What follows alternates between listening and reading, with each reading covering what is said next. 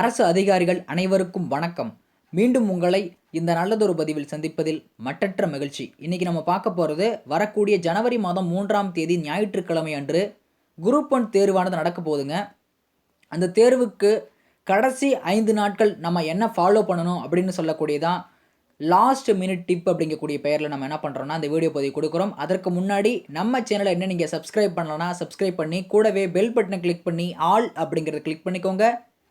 அப்போ தான் நம்ம போடக்கூடிய வீடியோஸோட நோட்டிஃபிகேஷன் உடனுக்குடன் உங்களுக்கு வந்து சேரும். ஓகே, வாங்க வீடியோக்குள்ளே போவோம்.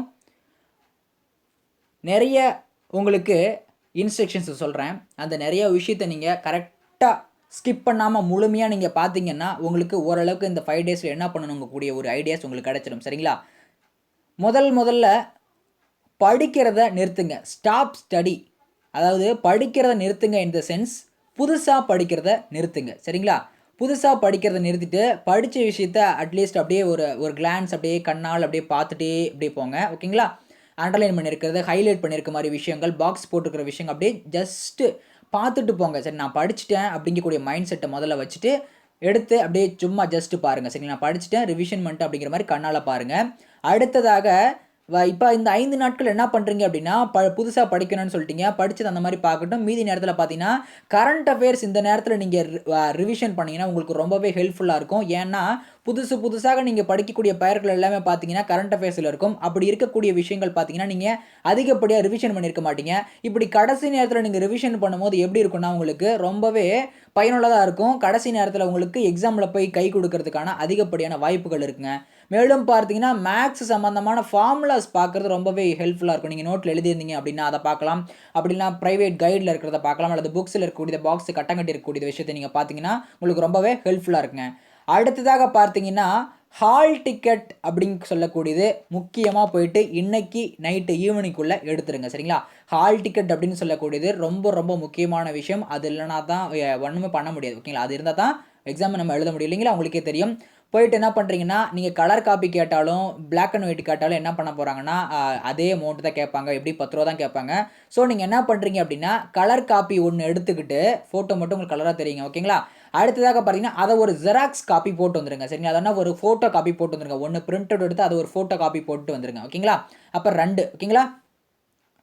அடுத்ததாக பார்த்தீங்கன்னா பென்னு, பிளாக் பென்னு தான் வாங்கணும். ஓகேங்களா? பிளாக் பென்னு தான் கம்பல்சரி பிளாக் பென் வாங்கணும். அப்படி வாங்கப்படும் போது பார்த்தீங்கன்னா 2+1 அப்படிங்கக்கூடிய ரேஷியோவில் வாங்கிக்கோங்க. 3மே பிளாக் பென்னில் தான் இருக்கணும்.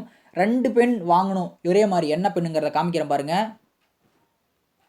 உங்களுக்கு தெரியுதுங்களா? அது ரோரிட்டோவில் ஃபேண்டோ எஃப்எல்ஓ அப்படின்னு சொல்லி ஒன்று இருக்குங்க. இந்த தான் நீங்கள் என்ன பண்ணுறீங்கன்னா கம்பல்சரி இந்த பேனாவை தான் நீங்கள் வாங்கி ஆகணும். ஓகேவா? இது உங்களுக்கு என்ன பண்ணுன்னா ரொம்பவே ஸ்மூத்தாக இருக்கும். மேலும் பார்த்தீங்க அப்படின்னா உங்களுக்கு எழுதுறதுக்கு தேவைப்படாது. சரிங்களா? எழுதுறதுக்கு பார்த்தீங்கன்னா நீங்கள் இன்னொரு அந்த ஸ்டைலிஷு அந்த மாதிரி ஒரு 5 ருபீஸ் பெனில் வாங்கிக்கோங்க. இது 10 ருபீஸ் வருங்க. இந்த ரோரிட்டோ ஃபேண்டா அப்படின்னு சொல்லக்கூடியது. முன்னாடி வந்து பார்த்தீங்கன்னா உங்களுக்கு வேறு ஒரு வித்தியாசமாக இருந்துச்சு. இதனுடைய கம்பெனி பேர் மட்டும் இப்போ சேஞ்ச் ஆகிடுச்சுங்க. சரிங்களா? அப்போ பிளாக் பண்ணி இதை வாங்கிட்டிங்கன்னா உங்களுக்கு ஓஎம்ஆரில் நல்ல ஃப்ளோவாக என்ன பண்ணும் அப்படின்னா ஏதாவது எந்த ஒரு இதுவுமே இல்லாமல் வந்து திக்கு திணறது இல்லாமல் என்ன பார்த்தீங்கன்னா சூப்பராக எழுதும். சரிங்களா? ஏன்னா நான் பயன்படுத்திக்கிட்டு இருக்கேன். சரிங்களா? அந்த பென் ரொம்பவே சூப்பராக இருக்கும். அடுத்ததாக பார்த்தீங்கன்னா ஒரு 5 ருபீஸ் பென்னோ அல்லது வேறு ஏதாவது ஒரு பெண்ணை ஷார்ப்பாக எழுதுகிற பெண். ஏன் அப்படின்னா நமக்கு ஓஎம்ஆர் லெஃப்ட் சைடில் பார்ட் 1 பார்ட் 2 அப்படிங்கிற மாதிரிலாம் பிரித்து பாருங்களா. அப்போ அதில் நமக்கு எழுதக்கூடியது சைன் போடுறதெல்லாம் பார்த்தீங்கன்னா இந்த பெண்ணில் போட்டிங்கன்னா கண்டிப்பாக வந்து நமக்கு என்ன பண்ண முடியாதுன்னா ஒரு சின்னதான இடத்துல நம்ம சைன் போட சொல்லுவாங்க. அந்த மாதிரி போடும்போது பார்த்தீங்கன்னா கண்டிப்பாக இது என்ன ஆகும் அப்படின்னா ரொம்ப இங்கு கொட்டுற மாதிரி உங்களுக்கு தெரியும். ஆனால் ஓஎம்ஆரில் ஷேடோ பண்ணுறதுக்கு மட்டும்தான் இந்த பென் யூஸ் பண்ணும். அதுக்கு வந்து பார்த்தீங்கன்னா 2 பென் வாங்கிக்கோங்க. எக்ஸ்ட்ரா இன்னும் ஒரு பென் வாங்கிக்கோங்க. அதே பால் பாயிண்ட் பென்னாக இருக்கட்டும், ஷார்ப்பாக எழுதக்கூடிய பென்னாக வாங்கிட்டு போங்க. சரிங்களா? உங்களுடைய பேர் சைன் போடுறது எல்லாமே நீங்கள் அதில் எழுதணும் இல்லைங்களா? அதுக்காக சொல்கிறேன். அதுக்கப்புறம் பார்த்தீங்கன்னா மாஸ்க். ஓகேங்களா? கம்பல்சரி மாஸ்க் எடுத்துக்கோங்க. அப்படி இருக்கக்கூடிய மாஸ்க் வந்து மாஸ்க் எனக்கு தெரிஞ்ச வரைக்கும் சிம்பிள் அண்ட் பிளைனாக எடுத்துக்கோங்க சரிங்களா. அதாவது எந்த ஒரு நேமுமே பிரிண்ட் பண்ணாத இருக்கிற மாதிரி சிம்பிளான மாஸ்க் எடுத்துகிட்டு போங்க. ரொம்ப மொத்தமாக எடுத்துகிட்டு போக வேண்டியதில்லை, சிம்பிளான மாஸ்க் எடுத்துகிட்டு போங்க, பிளைனாக இருந்தால் போதும் சரிங்களா. Best use and throw mask எடுத்துகிட்டு போயிட்டுனா கூட ஓகே தான் சரிங்களா. யூஸ் அண்ட் த்ரோ மாஸ்க் ஒன்று, இந்த மாதிரி இந்த துணியில் இருக்கக்கூடிய மாஸ்க் ஒன்று, 2 கூட எடுத்துகிட்டு போகிறதுனால எடுத்துகிட்டு போங்க, ஒன்றும் தப்பு இல்லை சரிங்களா. ரெண்டுமே எடுத்துகிட்டு போங்க. சப்போஸ் நமக்கு கூட வரவங்களுக்கு ஏதாவது ஒரு மாஸ்க் தேவைப்படுது அப்படின்னா அவங்களுக்கு மறந்துட்டு வந்துட்டாங்களோ அல்லது வந்து பஸ்ஸில் தெரியாமல் விட்டுட்டு வந்துட்டாங்களோ இப்படி இருக்கக்கூடியது பார்த்தீங்கன்னா நீங்கள் எடுத்துகிட்டு போகிறது கூட கண்டிப்பாக வந்து பயனுள்ளதாக இருக்கும். So use and throw mask ஒன்று எடுத்துகிட்டு போங்க, அந்த துணியில் இருக்கக்கூடிய மாஸ்க்கு வந்து எடுத்துகிட்டு போங்க சரிங்களா. அடுத்ததாக பார்த்தீங்கன்னா சானிடைசர் அப்படின்னு சொல்லக்கூடியது ரொம்ப ரொம்ப முக்கியமான விஷயம். நம்ம வந்து பர்சனலாக எடுத்துகிட்டு வர சொல்லியிருக்காங்க. சானிடைசர் அப்படிங்கக்கூடியது டிரான்ஸ்பரண்ட்டாக இருக்கக்கூடிய பாட்டில் எடுத்துகிட்டு போங்க ஓகேங்களா. அதில் வந்து ஸ்டிக்கர் இல்லாத இருக்கிற பாட்டில் எடுத்துகிட்டு வாங்கிக்கோங்க. சப்போஸ் ஸ்டிக்கர் ஒட்டியிருக்காங்க அப்படின்னா அந்த ஸ்டிக்கரை நாளே கிழிச்சு வச்சுருங்க. இந்த 5 நாளில் நான் பண்ணக்கூடிய விஷயங்கள் எல்லாமே பார்த்தீங்கன்னா இப்போ சொல்லிகிட்டு இருக்கிறது எல்லாமே வந்து இந்த முன்னாடி நீங்கள் பண்ணி வச்சிடணும் சரிங்களா. அடுத்ததாக பார்த்தீங்கன்னா ஸ்ட்ரைட்டாக நெட் சென்டருக்கு போகும்போது ஹால் டிக்கெட் எடுக்கிறீங்க இல்லைங்களா. அதுக்கப்புறம் ஹால் டிக்கெட் கூடவே என்ன பண்ணுறீங்க அப்படின்னா ஓஎம்ஆர் ஷீட்டை இப்போ நியூவாக விட்டுருக்கக்கூடிய லான்ச் பண்ணியிருக்கக்கூடிய ஓஎம்ஆர் ஷீட்டை வந்து மாடல் ஓஎம்ஆர் ஷீட்டை நம்ம கொடுத்துருக்காங்க இல்லைங்களா, சாம்பிள் ஷீட்டு. அந்த சாம்பிள் ஷீட்டை ஒரு 4லேருந்து 5 காப்பி என்ன பண்ணுறீங்கன்னா ஒரு காப்பி பிரிண்ட் அவுட் போட்டு அதை ஒரு 4-5 காப்பி வந்து ஜெராக்ஸ் போட்டு வச்சுக்கோங்க. இந்த ஜெராக்ஸ் போட்டு வச்சு பார்த்தீங்கன்னா நீங்கள் வந்து பார்த்தீங்கன்னா படிச்சிருந்தீங்க அப்படின்னா நல்லா தெளிவாக படிச்சிருக்கேன் அப்படின்னா ஓஎம்ஆரில் வச்சு மார்க் டெஸ்ட் எழுதி பாருங்கள் சரிங்களா, மாடல் டெஸ்ட் எழுதி பாருங்கள். அப்படி இல்லை நான் படிக்கல அப்படின்னா இந்த 4-5 ஓஎம்ஆர் வச்சு நல்லா பொறுமையாக அப்படியே ஃபில் பண்ணி பாருங்கள், ஷேடோ பண்ணி பாருங்கள் எப்படி இருக்குது, உங்களுக்கு நல்லா பயனுள்ளதாக இருக்கா அப்படிங்கிறத மாற்றி பாருங்கள். அந்த ஓஎம்ஆர்லேயே நீங்கள் இந்த புதுசாக வாங்கக்கூடிய பெண்ணில் யூஸ் பண்ணணும். இந்த 5 நாளுமே நீங்கள் எந்த பெண்ணு வாங்குறீங்களோ போயிட்டு நீங்கள் வாங்கிருங்க. இந்த பெண்ணில் தான் நீங்கள் என்ன பண்ணணும், எழுதுறது கிறுக்கிறது இந்த மாதிரிலாம். ஏன்னா புதுசாக நீங்கள் ஓப்பன் பண்ணி போகும்போது இந்த ஃப்ளோ வராது. ஸோ பயன்படுத்த நல்லாயிருக்கும் பெண் அது அப்படிங்கிறதுனால சரிங்களா. அடுத்ததாக பார்த்தீங்கன்னா இந்த கடைசி 5 நாட்களுமே நீங்கள் என்ன பண்ணுறீங்கன்னா ஒரு நாளைக்கு 8லேருந்து 10 மணி நேரம் கண்டிப்பாக தூங்குங்க. நல்ல ஃபுட் எடுத்துக்கோங்க சரிங்களா. பகல் நேரத்தில் முடிஞ்ச வரைக்கும் தூங்குறதை தவிர்த்துக்கோங்க. ஏன்னா ஞாயிற்றுக்கிழமை நமக்கு பகல் நேரத்தில் தான் தேர்வு நடக்குது. அதனால் நீங்கள் என்ன பண்ணுறீங்கன்னா பகல் நேரத்தில் தூங்குறதை தவிர்த்துக்கோங்க. நைட்டில் வந்து 8 to 10 மணி நேரம் வரைக்கும் தூங்குங்க சரிங்களா. அடுத்ததாக பார்த்தீங்கன்னா சாட்டர்டே கடைசி நாள் பார்த்தீங்கன்னா அதாவது சனிக்கிழமை எக்ஸாமுக்கு முன்னாடி நாள் வந்து ஒரு காலை எந்திரிச்சு ஒரு 10 மணிக்கு மேலே ஒரு சும்மா ஒரு வீடியோஸ் பார்க்குறது அல்லது வந்து பார்த்தீங்கன்னா வீடியோஸ் மீன்ஸ் என்ன சொல்கிறதுனா அப்பார்ட் ஃப்ரம் ஸ்டடீஸ் நான் சொல்கிறேன். ஒரு படம் பார்க்கலாம் அல்லது பார்த்தீங்கன்னா பக்கத்தில் இருக்க படம் பார்க்கறதுக்கு யாருக்கும் பிடிக்கலன்னா பக்கத்தில் இருக்கக்கூடிய நியரஸ்ட் டெம்பிள் என்ன பண்ணலாம் போகலாம் சரிங்களா. போகும்போது வண்டியில் பொறுமையாக பார்த்து போயிட்டு வாங்க சரிங்களா. அடுத்ததாக பார்த்தீங்கன்னா டிரான்ஸ்போர்ட் வந்து அனலைஸ் பண்ணிக்கோங்க. என்னன்னா உங்களுக்கு இப்போ சிட்டியில் இருந்தீங்க அப்படின்னா மேக்ஸிமம் என்னன்னா சிட்டியில் இருக்கக்கூடிய சரௌண்டிங்கில் இருக்கக்கூடிய காலேஜஸ் வந்து ஸ்கூல்ஸில் தான் போட்டிருக்காங்க ஓகேங்களா.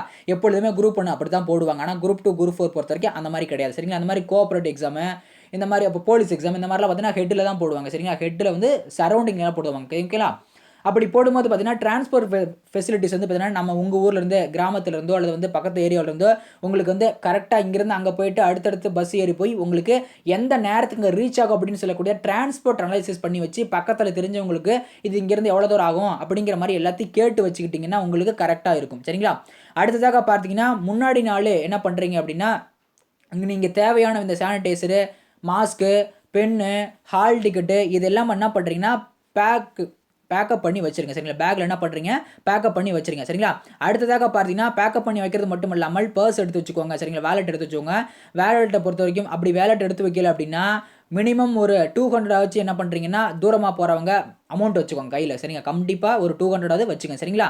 சப்போஸ் வந்து வர வழியில் சாப்பிட்ற மாதிரி இருக்கும் அல்லது பார்த்தீங்கன்னா திடீர்னு ஏதாவது ஒரு செலவு இருக்கிற மாதிரி இருக்கும். அப்படி இருக்கிறதுக்கு பார்த்தீங்கன்னா நீங்கள் சாலிடாக இவ்வளோ தான் எனக்கு பஸ்ஸுக்கு அப்படின்னு சொல்லிட்டு எடுத்துகிட்டு போகாதீங்க ஓகேங்களா.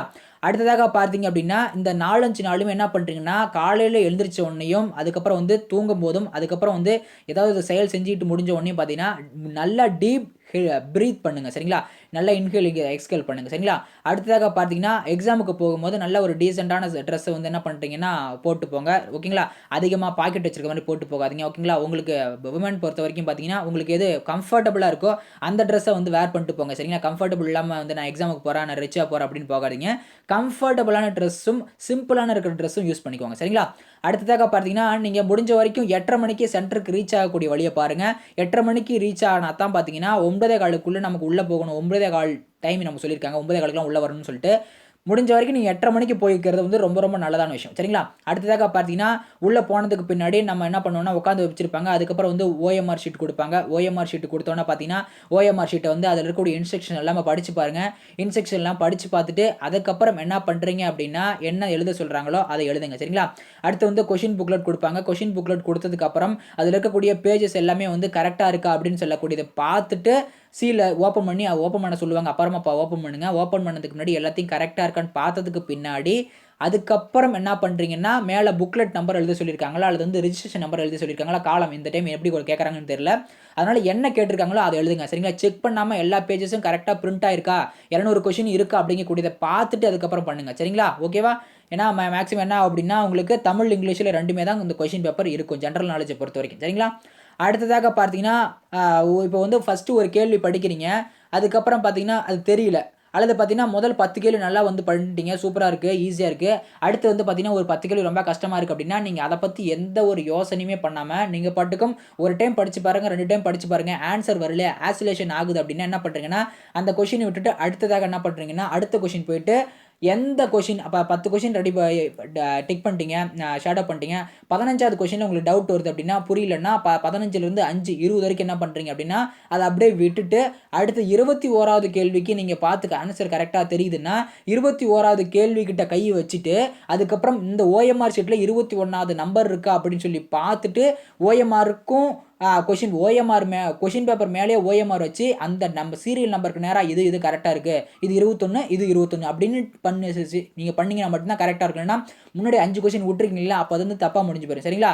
அடுத்து பார்த்தீங்கன்னா உங்களுக்கு என்ன சப்போஸ் உங்களுக்கு எதுவுமே தெரியல அப்படிங்கும் போது ஒரு சில கொஷின்ஸுக்கு கடைசி வரைக்கும் எனக்கு எதுவுமே ஆன்சர் தெரியலங்கும் போது ஏபிசிடி இந்த 4ல் ஏதாவது ஒன்று மட்டும் போடுங்க. மஸ்ட்டு அவாய்ட் பண்ணிக்கோங்க ஆப்ஷனை. சரிங்களா? அது தேவையில்லாத ஒரு ஆப்ஷன், அது தேவையே கிடையாது. சரிங்களா? அடுத்து பார்த்தீங்கன்னா ஸ்டார்ட் பண்ணுறதுக்கு முன்னாடி நல்ல ஒரு ப்ரே பண்ணிக்கோங்க, அல்லது வந்து டீப் ப்ரீத் இன்ஹேல் அல்லது எக்ஸ்ஹேல் பண்ணிக்கோங்க. சரிங்களா? அடுத்ததாக பார்த்தீங்க அப்படின்னா உங்களுக்கு ஈங்கிற ஆப்ஷனை தயவு செஞ்சு திரும்ப சொல்கிறேன், யாருமே எதுவுமே போடாதீங்க. இப்போ வந்து எந்த ஒரு கேள்விக்குமே உங்களுக்கு தெரியல அப்படிங்கிற பட்சத்தில் 200 கேள்விக்குமே தெரியல அப்படிங்கக்கூடிய பட்சத்தில், அல்லது வந்து பார்த்தீங்கன்னா 190 கேள்வி எனக்கு தெரிஞ்சு போச்சு, மீதி 10 கேள்வி தெரியலனா ஒரு கொஷினுக்கு ஏ, ஒரு கொஷினுக்கு பி, ஒரு கொஷினுக்கு டி, ஒரு கொஷினுக்கு சி இப்படி போட்டாங்க. டோட்டலாக என்ன பண்ணுறீங்கன்னா ஒன்று ஏவா போடுங்க 10 கேள்வி தெரியாத 10 கேள்விக்கும், அல்லது ஒன்று பியா போடுங்க, அல்லது சியா போடுங்க, அல்லது டியா போடுங்க. சரிங்களா? இப்போ மேக்ஸிமம் பொறுத்த வரைக்கும் பி ஆப்ஷன் அல்லது சி ஆப்ஷன் அப்படிங்கிறது பாம்பே அல்லது சி ஆப்ஷன் வந்து என்னென்னா ரெண்டில் ஏதோ ஒன்று சூஸ் பண்ணிக்க. இது வந்து என்னுடைய ஒப்பீனியன். நீங்கள் உங்களுக்கு எது பிடிச்சிருக்கோ இங்கி பிங்கி பாங்கி போட்டாலும் சரி, ஆனால் அதுக்குன்னு எல்லா கேள்விக்குமே இங்கி பிங்கி பாங்கி போட்டுட்டு இருக்காதிங்க. சுத்தமாக எனக்கு தெரியலங்க அப்படிங்கிறது ஏதாவது ஒரு ஆப்ஷனை சூஸ் பண்ணிக்கோங்க. சரிங்களா? இது வந்து நெகட்டிவ் மார்க் கிடையாது அப்படிங்கிறதுனால இந்த விஷயத்தை சொல்கிறேன். சரிங்களா? மேலும் பார்த்தீங்க அப்படின்னா ஜனவரி 3ஆம் தேதி தேர்வு எழுதக்கூடிய குரூப் 1 தேர்வு எழுதக்கூடிய அரசு அதிகாரிகள் அனைவருக்கும் அறிவு போர்ட்டல் சார்பாக மனமார்ந்த இதயம் கனிந்த வாழ்த்துக்களை தெரிவித்துக் கொள்கிறேன். என்னுடைய சார்பாகவும் என்னை சுற்றியுள்ள சார்பாகவும் உங்களுக்கு இறைவன் சார்பாகவும் வாழ்த்துக்கள் வாழ்த்துக்கள் வாழ்த்துக்கள்.